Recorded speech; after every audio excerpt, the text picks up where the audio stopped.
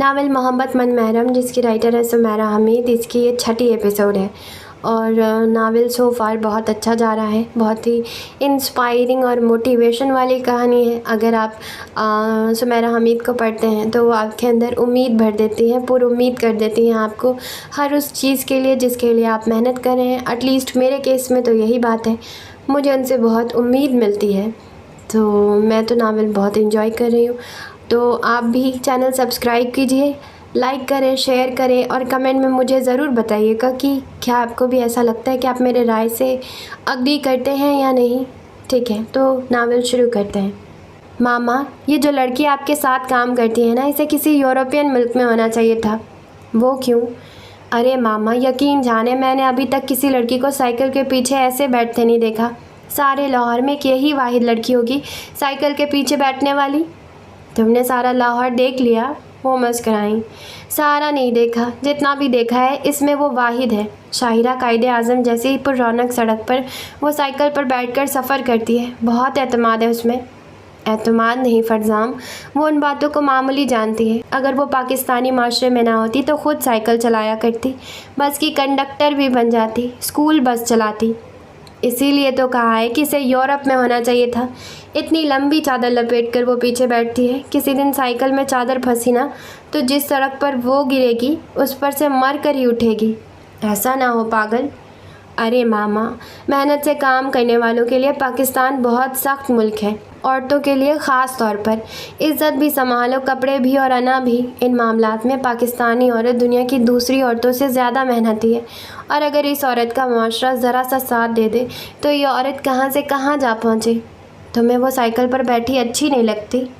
अच्छी बुरी नहीं मामा, बड़ा बौना समझता हूँ मैं ख़ुद को उसके सामने ही नहीं, अपने कारीगर असलम के सामने, जमाल और असद के सामने। उस दिन उफ़क ने 10 बार उसे घर भेजा चीज़ों के लिए। मामा, वो 10 चक्कर लगा कर आया। 5वें चक्कर में मैंने उसे पैसे दिए कि रिक्शा कर लो और उसमें सब चीज़ें ले आओ, तो वो बोला, फरजाम भाई, आपको कितनी आदत है पैसे ज़ाय करने की। इन पैसों में 1 किलो सेब आ जाए, उन्हें लें और खाएं। मेरे पास वक्त भी है और ताकत भी है, मुझे इन्हें इस्तेमाल करने दें। जैसे उसने 10 चक्कर लगाए मामा, मैं उसे देख देख कर थक गया, लेकिन वो नहीं थका। कुछ दिन पहले मैंने उनके प्रेस का चक्कर लगाया।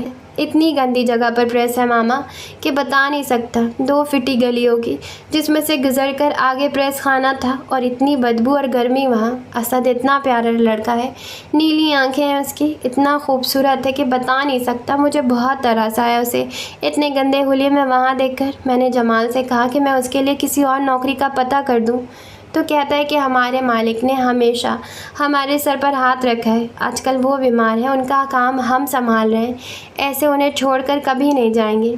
वो बेहद मुतासिर नज़र आ रहा था। मिसेस गौहर मुस्कुरा दी।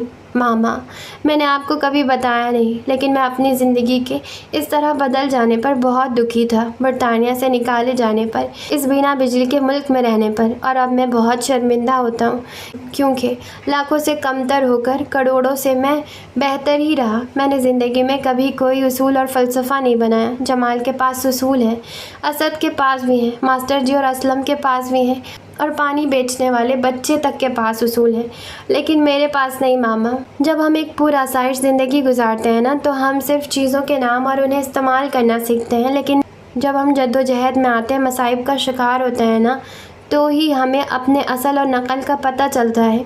तभी हम तांबे से सोना बनते हैं। ये मास्टर जी हैं, मशीन ख़राब हो जाती है, घंटों ठीक करते रहते हैं। जब ये उनका काम का नहीं, पंखा ख़राब हुआ वो भी ठीक कर दिया। खुद ही जा जाकर पेट्रोल लाते रहते हैं जनरेटर का, कभी नहीं जाता है। तुम्हारे इतने काम कर देता हूँ। असलम को मैंने अपनी कुछ शर्ट्स देना चाहिए तो कहता है, भाई जी किसी ज़रूरतमंद को दे, मैं तो अच्छे खासे रिस्क वाला हूँ। अगर एक बार लेने वालों में से हो गया तो देने वाला कभी भी नहीं बन सकूँगा। मामा, वो देने वाला बनना चाहता है। बताइए मुझे मामा, अज़मत की और क्या निशानियाँ होती हैं? मिसेस गौहर गोद में रखे उसके सर को प्यार से सहलाती रहीं। उस दिन आप स्टोर जाने लगी, आप अपने कपड़े और जूते निकाल रही थी मामा। मैंने देखा कि उफ़क ने आपकी जूती को कपड़े से साफ़ कर दिया और वैसे ही वापस रख दी कि आपको मालूम ना हो सके। उसने साफ़ की। मैं किचन की खिड़की से उसे देख रहा था। मुझे बहुत हैरत हुई। आपके जूते तो कभी मैंने साफ़ नहीं किए। मुझे हैरत नहीं हुई, वो मेरा बहुत एहतराम करती है। मैं जानती हूँ वो ऐसी ही है।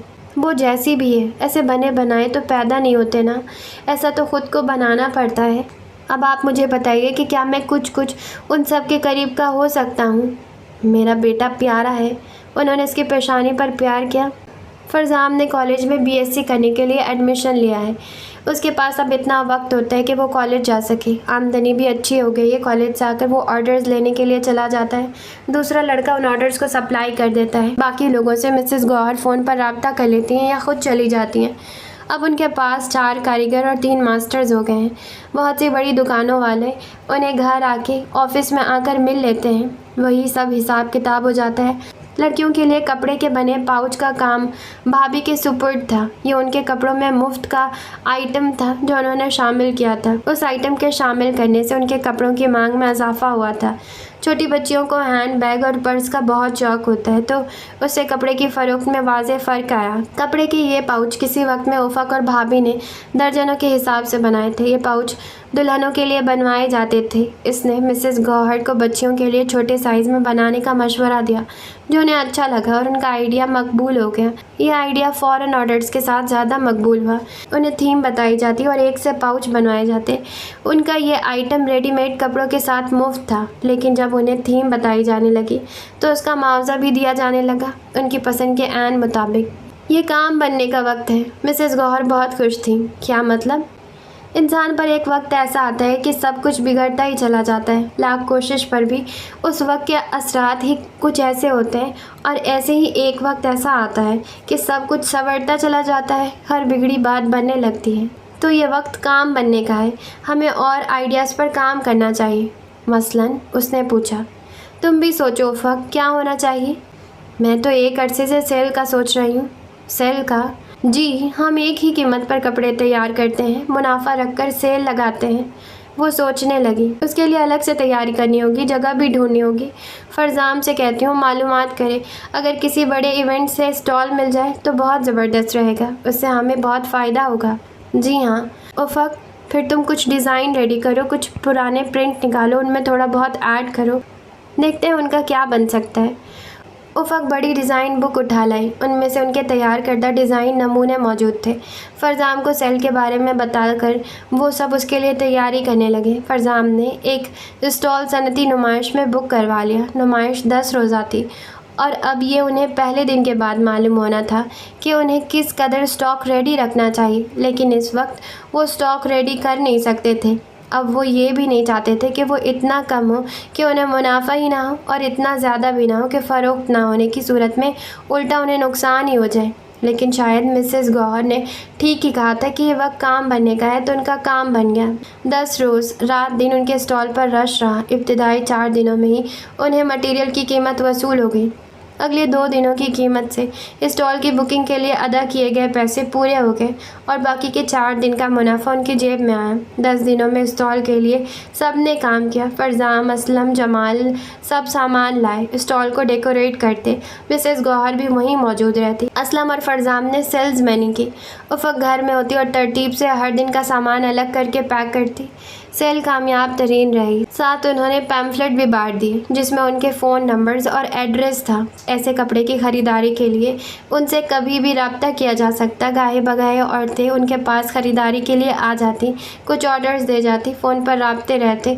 उन्हें मुस्तकिल क्लाइंट्स मिल गए। मिसेस गौहर ने कारीगरों के बड़े कमरे में एसी लगवा दिया। ये पहला एसी था जो उनके घर लगा था। फरजाम का ख्याल था कि ये कारीगरों के कमरे में ही लगना चाहिए। पहले वो सब अपना दोपहर का खाना घर से लाते थे। अब मिसेस गौहर ने एक काम वाली रख ली थी। ऊपर की सफाई वो करती थी, और कारीगरों के जाने के बाद फरजाम नीचे का हिस्सा साफ़ कर देता। अब काम वाली नीचे की सफाई भी कर देती, और उन सब के लिए दोपहर का खाना भी पकाती। सब कारीगर माहिर हो चुके थे। एक बार बताने से ही बात समझ जाते। उनके काम की गलतियां कम होने लगी। अब हर वक्त उनके सर पर बैठने की ज़रूरत नहीं थी। मटीरियल के लिए भी कोई ऐसा मसला नहीं था। असलम सब समझ गया था।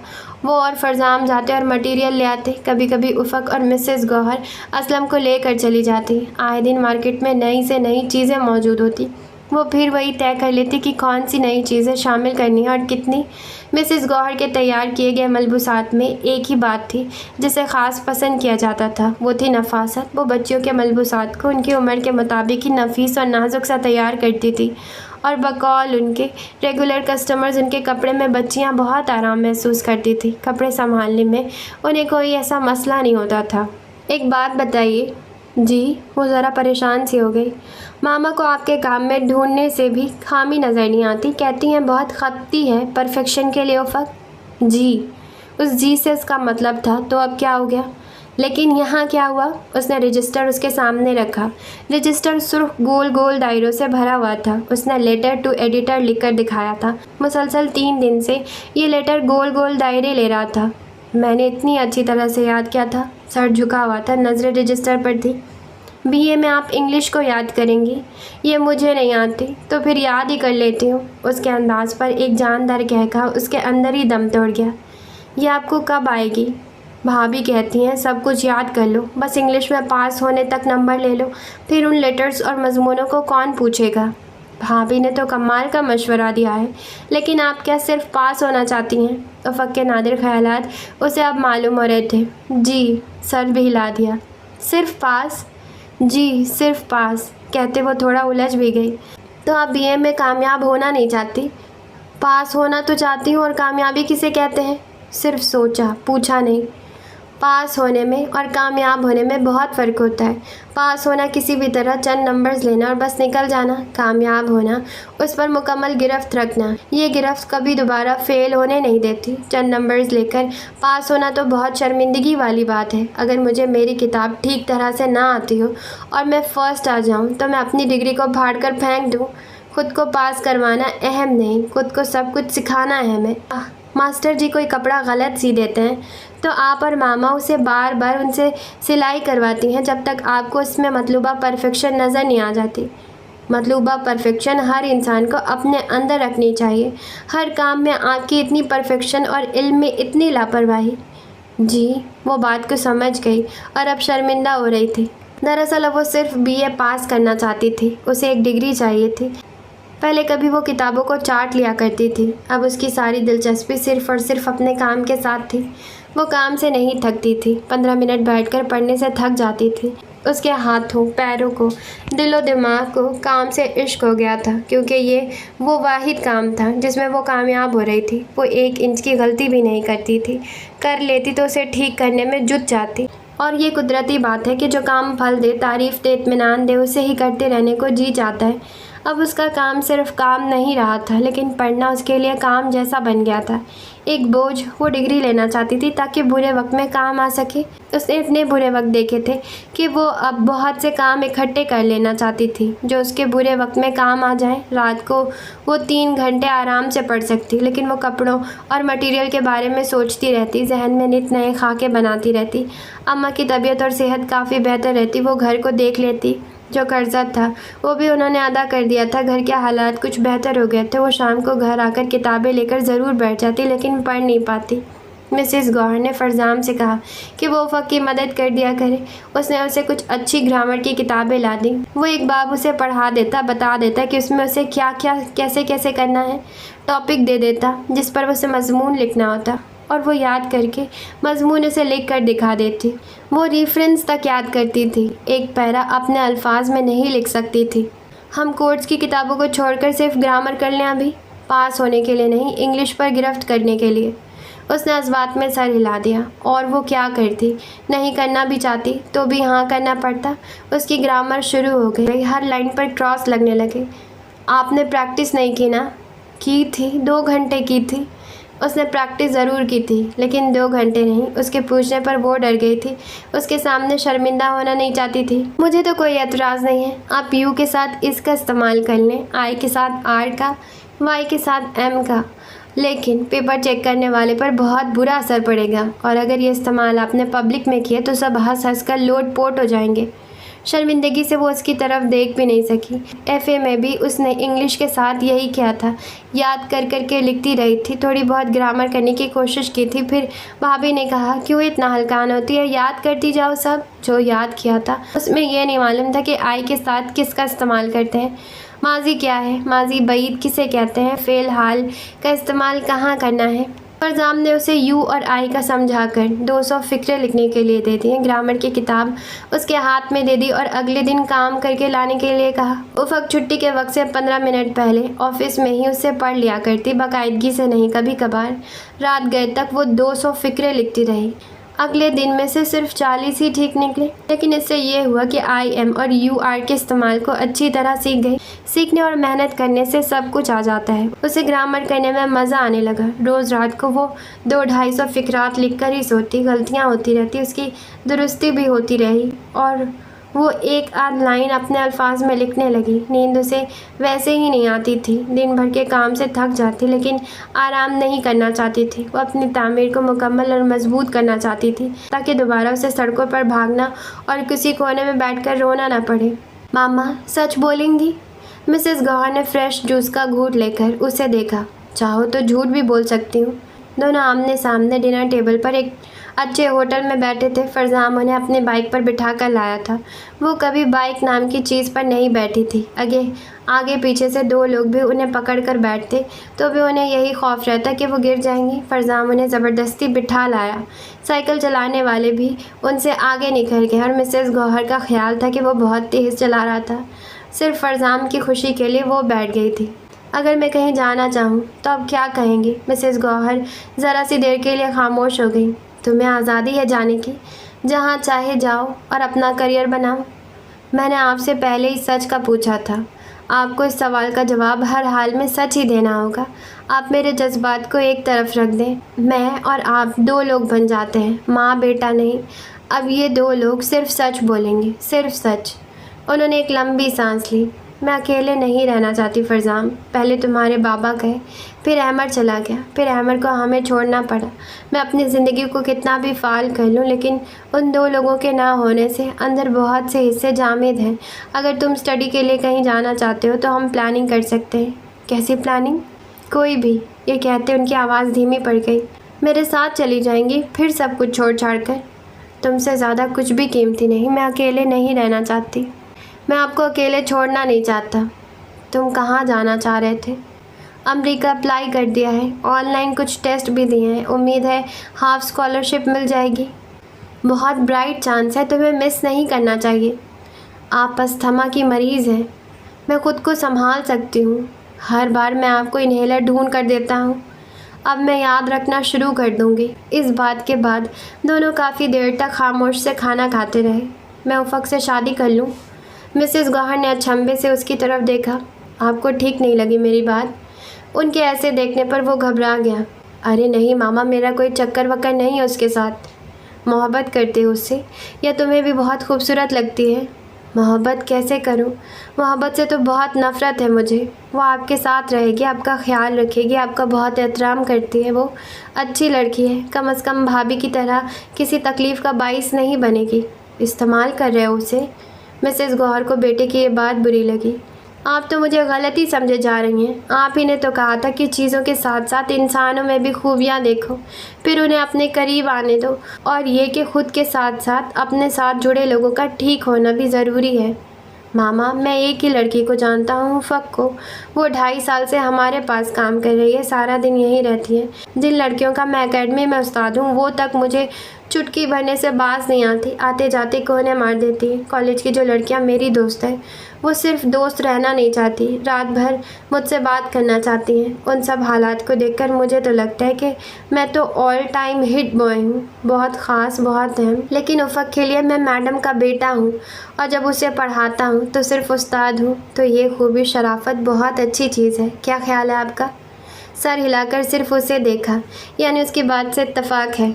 मेरा ख्याल है ज़्यादा खूबियों और कम नकाइस वाले लोग अच्छे से दोस्त बनकर अच्छी ज़िंदगी गुजार सकते हैं। मेरे कमरे के एक कोने में रूमी की दी चीज़ें तरतीब से रखी हैं। आपने देखी होगी। ये चीज़ें मुझे हर रोज़ बताती हैं कि कोई मोहब्बत करने वाला ना मिले, लेकिन कदर करने वाला ज़रूर ढूंढ लेना चाहिए। मोहब्बत करे ना करे, साथ ज़रूर दे। मामा, मैं ज़िंदगी में बड़ी तबाही से बहुत डरता हूँ। अब मैं फुटपाथ पर आ जाने से नहीं डरता, अपनी ज़िंदगी में मौजूद किसी शख्स के गलत निकल आने से डरता हूँ। अगर ऐसा हुआ तो यही मेरे लिए बड़ी तबाही होगी। रोमी को मैं 4 बातें ज़रूर सुनाया था, लेकिन बहुत अरसे तक उसके लिए छुप छुप कर रोता रहा हूँ। उसने मोहब्बत नहीं की, लेकिन मैंने की थी। अगर वो एक बार मुझे फ़ोन कर ले तो मैं भागा जाऊँ उसके पास। मैं उसे माफ़ कर दूँगा। अगर मोहब्बत में भी माफ़ ना किया जाए तो किस जज्बे में किया जाए। लेकिन मैं जानता हूँ अगर मैंने हाथ जोड़कर उसकी मिन्नत भी की तो भी वो नहीं मानेगी। उसे उस नक्शे से बहुत मोहब्बत है जो उसने खुद अपनी ज़िंदगी के लिए बनाया है। वो इस नक्शे में तब्दीली नहीं करेगी। एक बार मैं इस तबाही का शिकार हो गया, दोबारा नहीं होना चाहता। मुझे अपनी ज़िंदगी में गलत लोग नहीं चाहिए। अगर ये लालच है तो हाँ, मुझे अच्छे लोग चाहिए हैं, सिर्फ अच्छे। मिसेस गौहर अपने बेटे की बात बहुत गौर से सुन रही थी और ये जानकर उन्हें बहुत दुख हुआ कि उनके बेटे के अंदर एक और ही सफ़र जारी है। वो बहुत गहरा हो गया है। उफ़क, वो इतना कहकर चुप हो गई कि बात कहाँ से शुरू करें। फिर तवक्कुफ़ से बोली, बहुत मुख्तलिफ़ लड़की है फ़रज़ाम। मैं उसमें नुक्स नहीं निकाल रही, लेकिन वो मुझे बहुत ज़्यादा मशीन और थोड़ी सी इंसान लगती है। कभी तुमने उसे हंसते देखा है? मैंने भी कभी नहीं देखा। उसमें लड़कियों वाली कोई बात ही नहीं। उसकी मदर जो उसके कपड़े लाती हैं वो उन्हें इस्तेमाल ही नहीं करती। मैंने पूछा तो उसने कहा कि उसे नई चीज़ें अच्छी नहीं लगती। उसकी मदर ने मुझसे शिकायत की कि वो सिर्फ़ एक वक्त का खाना खाती है, रात में बमुश्किल 2 घंटे सोती है। मेरे पूछने पर उसने बताया कि ना उसे भूख लगती है ना ही नींद आती है। मैंने वजह पूछी, लेकिन वो खामोश रही। कभी कभी मुंह छुपाकर अपनी आंखें साफ करती है। उसकी आंखों की उदासी तो उसे पहली बार मिलने वाले ही जांच लेता है। वो हंसती नहीं, बोलती नहीं, किसी ख्वाहिश, किसी ख्वाब का जिक्र नहीं करती। बस तुम उसके आगे काम का ढेर लगा दो, वो सर झुकाए करती रहेगी, जैसे कामों में खुद को छुपा रही है, दफना रही है। मुझे वो बहुत प्यारी है, लेकिन फ़रज़ाम, तुम ऐसी रोबोट सी लड़की से शादी कर लोगे, ठीक है? तुम मोहब्बत का जिक्र नहीं कर रहे, तबाही का कर रहे हो। ऐसी खामोशियाँ भी तबाही बन जाया करती हैं। जब मैं उसकी उम्र में थी तो मेरे उससे ज़्यादा मसाइल थे। मेरा घर उसके घर से ज़्यादा छोटा था। मैं उससे ज़्यादा गरीब थी, लेकिन ज़िंदगी में मेरा नाता टूटा नहीं था। ज़िंदगी से नाते उसी वक्त टूटते हैं जब अंदर कोई तबाही बरपा हो, कोई भरम, कोई ख्वाब टूट चुका हो। ये सब उसकी मदर की बीमारी की वजह से भी हो सकता है, हालात के बदतरीन हो जाने की वजह से भी। शायद ही वो अपने आप से बाहर निकल सके। अगर वो तुम्हारी अच्छी दोस्त बनकर ज़िंदगी गुजार सकती है तो मुझे उसकी सास बनने पर कोई एतराज़ नहीं है।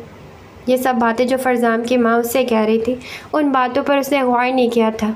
ये कोई ऐसी बुरी बातें भी नहीं थी, हसासियत थी इनमें, और ये हसासियत उफ़क में पाई जाती थी। उन सब पर सोचा जा सकता था, बात की जा सकती थी, लेकिन इस बिना पर उसे मस्तर्द नहीं किया जा सकता था। वो एक बार तो उफ़क से बात करना चाहता था, लेकिन बात कैसे करता? जहाँ वो काम करती थी वहाँ इतने लोग थे, बाहर उसके साथ वो जाएगी नहीं, बल्कि उसमें इतनी हिम्मत ही नहीं होगी कि उसके साथ बाहर जाने का कह सके। बहाने से वो उसे लेकर नहीं जाना चाहता था।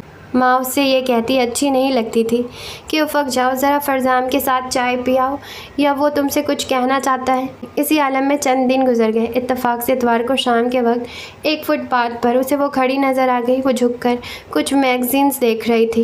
इतवार को अक्सर फ़रज़ाम पुरानी अनारकली जाकर पुरानी किताबों की छाँटी बहुत दिल लगाकर करता था और बहुत आला दर्जे की किताबें छाँट कर ले आता था।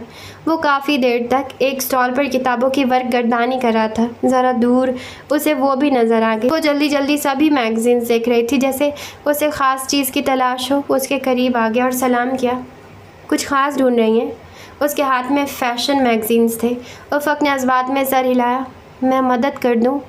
मुझे मिल गया मैगज़ीन। वो जो मैगज़ीन देख रही थी उसी की तरफ इशारा किया और कुतुब फ़रोश की तरफ बढ़ा दिया। उसने शॉपर में डाल दिया। फ़रज़ाम ने पैसे दे दिए। आपने क्यों दिए? वो उससे ज़्यादा अल्फाज में एहतजाज करना चाहती थी। उसकी शक्ल बता रही थी, लेकिन इतना ही कहा। आप मामा ही के काम के लिए ले रही हैं ना? तो मामा के बेटे ने अदाई कर दी। वो खामोश रही। एहतजाज अभी तक आंखों में रकम था। खुदा हाफिज़ कहकर वो आगे बढ़ने लगी। ज़रा मेरी बात सुने प्लीज़। जितनी तेज़ी से वो आगे निकली उतनी ही तेज़ी से वो पीछे आया। वो रुककर देखने लगी।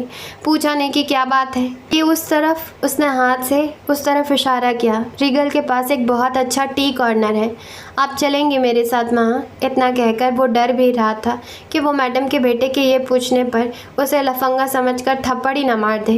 वो हक्का बक्का उसे देख कर रह गई। गुस्सा भी झलकने लगा आंखों से। नहीं, खुद ही कह दिया। चलिए वहाँ नहीं तो ये चंद कदम पर सड़क पार करके बहुत से लोगों की पसंदीदा जगह अजायब घर है। मैं अभी आते आते देख रहा था कि उसका बाग बहुत अच्छा है, साफ़ सुथरा, हरा भरा। उसके रद्द अमल का सोचकर वो घबरा रहा था। चादर का कोना दाएं कान से दांतों में लिए मैगजीन को स्टडी फाइल की तरह हाथ में पकड़े वो उसकी तरफ देख रही थी। उसके आंखों से जैसे शरारे निकल रहे थे। उन शरारों में उसे दुख भी नज़र आया, जैसे उसे उससे ये उम्मीद नहीं थी कि वो भी दूसरों की तरह उसके साथ यही करेगा। लम्हों में ही माहौल बदल गया था। वो उसे बहुत नफ़रत से घूर रही थी और ऐसे खड़ी थी जैसे और इंतज़ार में हो कि दिखाओ अपनी औकात। कहाँ तक जाते हो तुम? निकले ना तुम भी वहीं। मेरा ये मतलब नहीं है जो आप समझ रही हैं। उसके तासरात पढ़कर उसने बेचारगी से कहा, मैं आपका उस्ताद भी हूँ, आपको पढ़ाया है मैंने। उसका ये कहने से मकसद एहसान जताना नहीं था, उससे उसका मतलब अपनी शराफत बताना था। तो अब आप अपना मुआवजा लेने आए हैं। उसके अंदाज ने बता दिया कि वो कितने गुस्से में है। लम्हों में ही सालों का तासिर बदल चुका था। उसकी शराफत पर शक किया जा रहा था। बात बिगड़ चुकी थी। हो सकता है वो गुस्से में कल आए ही ना, और ये भी कि वो उसकी कोई वजाहत ना सुने, इनकार ही सही वो कर दे, लेकिन वो उसे बदमाश लफंगा ना समझे। फरजाम के मसाम भीग गए। चंद ही लम्हों में वो क्या से क्या बन गया उसके लिए। उसे घूरकर वो पलटी और 2 कदम अपने रास्ते की सिमत और उससे मुखालिफ सिमत में बढ़ी। उसने सिर्फ थप्पड़ ही नहीं मारा था मैडम के बेटे को, बाकी नज़रों से कोई कसर नहीं छोड़ी थी। 2 से 4 और 4 से 8 कदम चलते उसका वजूद गवाही दे रहा था कि बीच राह में उसकी बेइज्जती की गई है। फिर से उसे सिर्फ लड़की समझा गया है। फिर से उसकी खूबसूरती पर नज़रें टिकी हैं। और मर्दों का काम ही क्या है? मौका मिलते ही मौके का फ़ायदा उठाना। फरजाम की नज़रें जो दूर जाती उफ़क़ पर टिकी थी, वो साफ साफ देख रही थी कि वो दोबारा उसकी शक्ल नहीं देखेगी।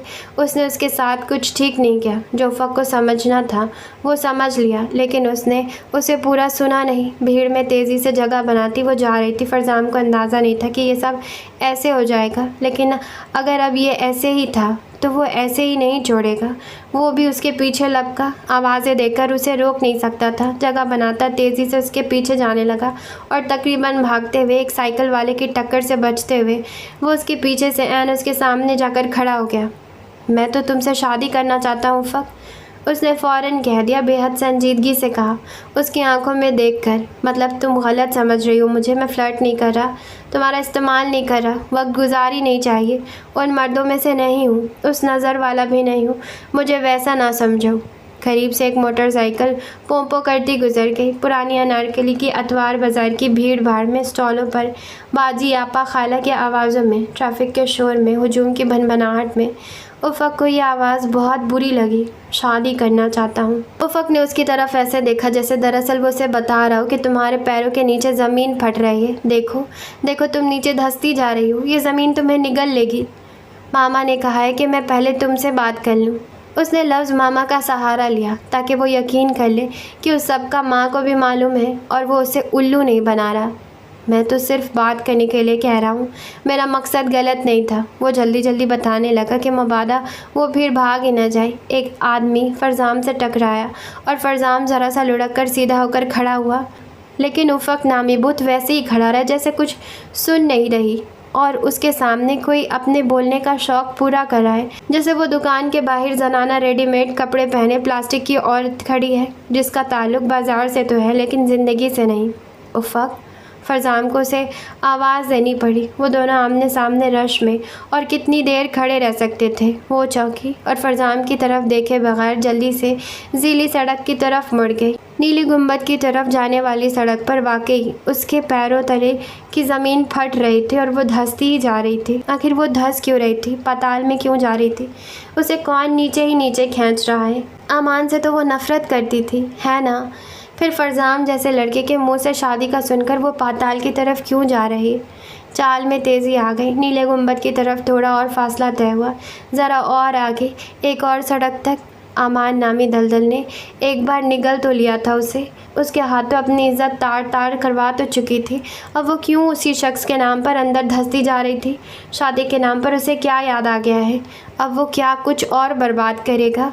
वो पसीने में भीग गई। उसे लगा आमान का बाप उसके पीछे आ रहा है। आगे भी वही है, दाएं भी वही। उसने अपने अंदर की चीख को बमुश्किल रोका। अपने घर की तरफ जाने वाली सड़क पर चलते हुए उसने आमान नाम की धड़कन को अपने दिल के अंदर नए सिरे से धड़कते सुना और वो डर गई। अगर फिर उसने उसी के नाम पर धड़कना शुरू कर दिया तो आमान फिर से जीत जाएगा।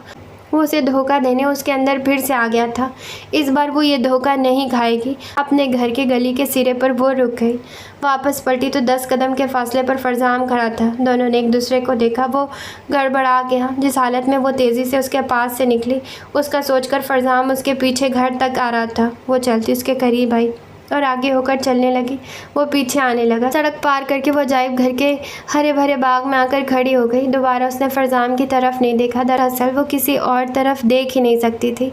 जो सुर ताल उसके अंदर सालों पहले शादी के नाम पर बजे थे, अब वही सुर ताल मातम कर रहे थे। उफ़क़ उस मातम को खूब समझती थी। वो शख्स के लिए ये मातम और करने के लिए तैयार नहीं थी। अगर वो ये मातम करेगी तो वो नए सिरे से उस पर जान देने लगेगी। आमान अदन नामी लड़के के बारे में उफ़क़ फरजाम को बताने लगी। उसके बाप का उसकी इज़्ज़त पर हमले को छोड़कर उसने उनसे मुलाकात के मुतालिक भी बता दिया।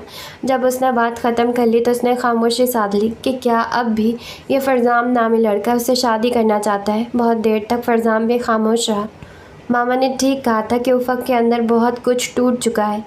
उसने इतना कहा और ख़ामोश हो गया। उफ़क़ को जैसे जवाब मिल गया कि वो उसे इनकार कर रहा है।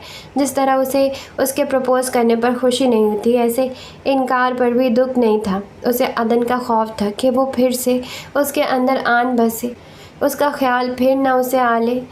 और वो ये भी जानती थी कि इतनी बड़ी बात सुनकर वो उसे शादी के ख्याल को अपने जहन से झटक ही देगा। तुम जैसी लड़की को कोई भी आसानी से बेवकूफ़ बना सकता है। उसकी अगली बात सुनकर वो ज़मीन में गड़ गई। अब उसे एहसास हुआ कि उसने कितनी बड़ी गलती की है। उसे ये सब बताकर उसके बाद वो दूसरा शख्स है जिसे उसने इस बारे में मालूम होने दिया। ये बात उसने अपने अंदर राज की तरह नहीं, एक गुनाह की तरह छुपा कर रखी थी। उसने अपने गुनाह का खुद ही पर्दा चाक कर दिया।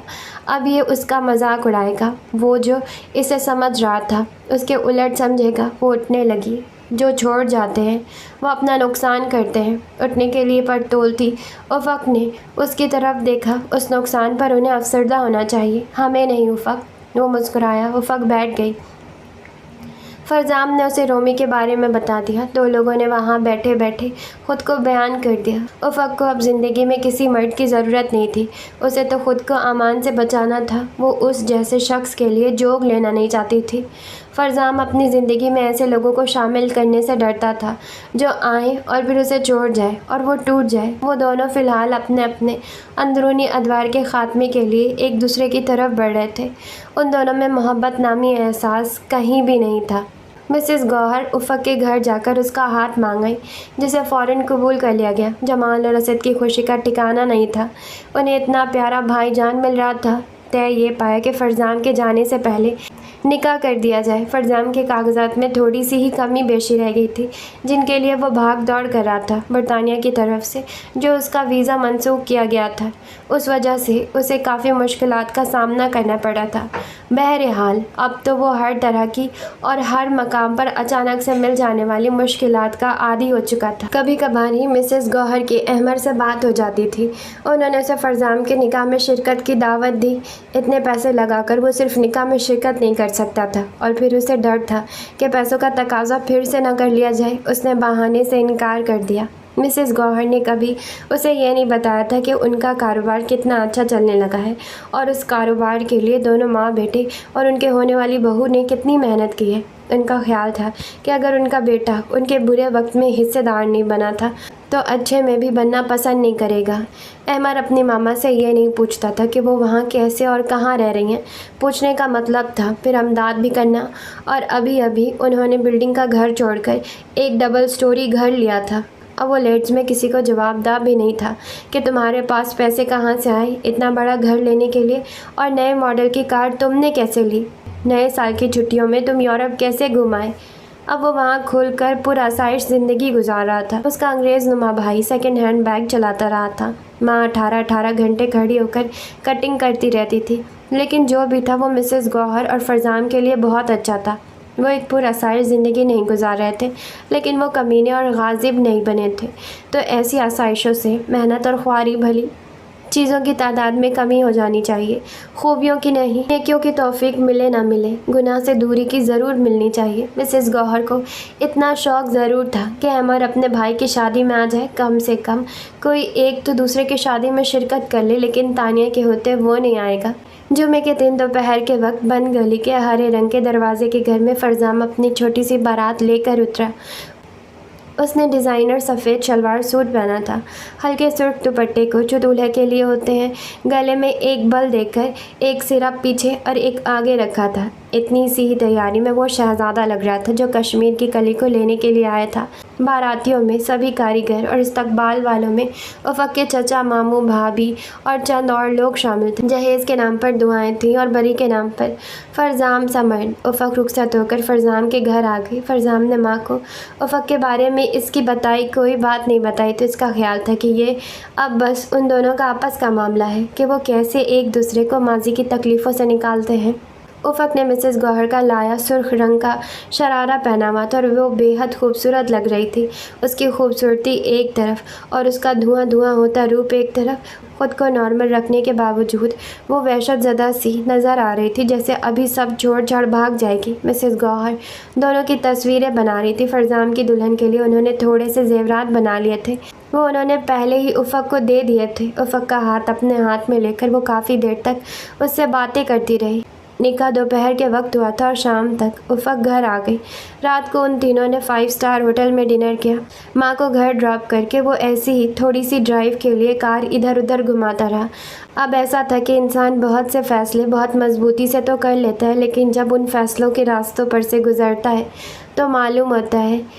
फरजाम एक अच्छा और इंसाफ पसंद लड़का था, लेकिन उसके कानों में माजी में हाथों में हाथ डालकर कतार दर कतार दरख्तों के सायों में चहलकदमी करते और किसी झील के किनारे बैठे बनाए गए ख्वाब आबशार के झरने की तरह रवां थे। वो जहन को झटक रहा था, फिर भी कानों में सरगोशियाँ सुनाई दे रही थी। एक खफीफ सी कपकपाहट उसके अंदर थी। अब उसे मालूम हुआ कि किसी को धोखा देकर घर से बाहर निकालकर दरवाज़ा मुक़फ़ल कर देने से कोई ज़िंदगी से नहीं चला जाता। दिल जो धक्के लगाता है दिल वालों को निकालने के लिए, वक्त आने पर उन धक्कों का भांडा फूट ही जाता है। उसने उफ़क़ को देखा, दोनों हाथों को गोद में रखे वो ताज़ा ताज़ा पेंट से बनाई गई देवी लग रही थी। उसका चेहरा उसी देवी जैसा लग रहा था जिसे हनूद करके ताबूत में बंद कर दिया गया हो। ताज़ा ताज़ा वजूद पर सदियों पुराना चेहरा, चंद घंटों की दुल्हन का सदियों से नाता। आइसक्रीम खाओगी? जी खा लूँगी। आवाज़ इतनी धीमी थी कि बमुश्किल फरजाम ने सुना।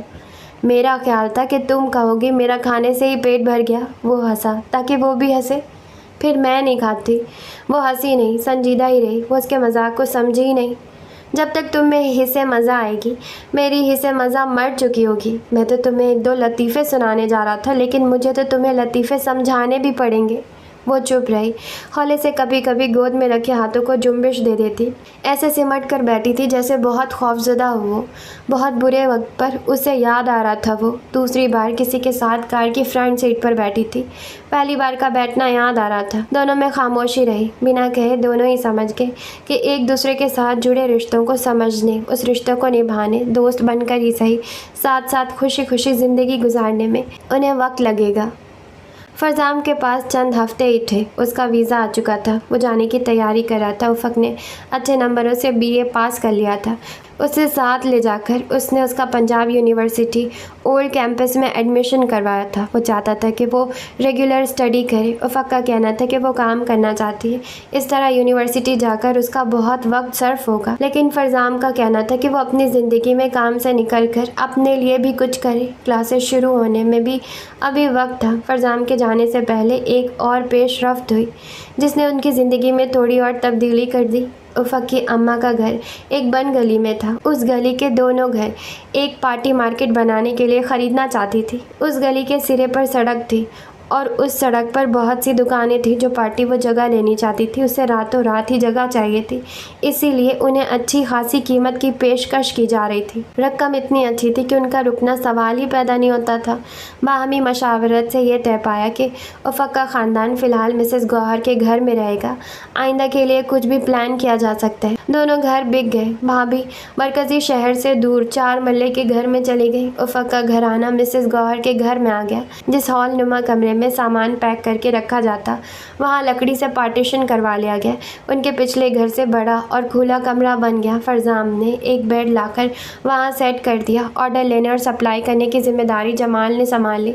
फरजाम की मोटर बाइक उसे दे दी गई। घर बिकने से जो रकम वसूल हुई थी उसे उफ़क़ ने मिसेस गौहर के हवाले किया। वो उसे बिज़नेस में लगाना चाहती थी। दोनों पार्टनर्स की तरह बराबर आ गए। अब वो एक ख़ानदान बन गए थे। उन्हें मिलकर मेहनत करनी थी। मसाइल का हल मिलकर निकालना था। वसाइल और कामयाबी के लिए मिलकर जदोजहद करनी थी। वो सब जुदा जुदा थे, लेकिन उनमें एक कदर मुश्तरक थी। वो लफ्ज़ मेहनत को सीख चुके थे। कामयाबी के रास्ते अल्लाह के हाथ में, लेकिन उन सब ने अपनी अपनी सीढ़ियाँ बना ली थी। तो ठीक है, काफ़ी अच्छा नावल है। इतने अच्छे नावल को मैंने बीच में छोड़ दिया था। आज के लिए बस इतना ही। और नावल के दरमियान मुझे बहुत सारी बातें याद आई थी कि मैं नावल के एंड होने पर ये बातें करूँगी, लेकिन अभी मुझे वो बातें याद नहीं कि मैंने क्या कहना था। मैं सब भूल गई। मैं भूल गई हूँ। मुझे याद नहीं आ रहा मैंने कौन सी बातें करनी थी, लेकिन जो भी हो, नावल बहुत अच्छा था, बहुत ज़्यादा ही अच्छा था। तो हम मिलेंगे कल एक नए एपिसोड के साथ। जाने से पहले आप चैनल को सब्सक्राइब ज़रूर कीजिएगा, लाइक कीजिएगा, शेयर कीजिएगा और कमेंट कीजिएगा। Okay, tata, bye.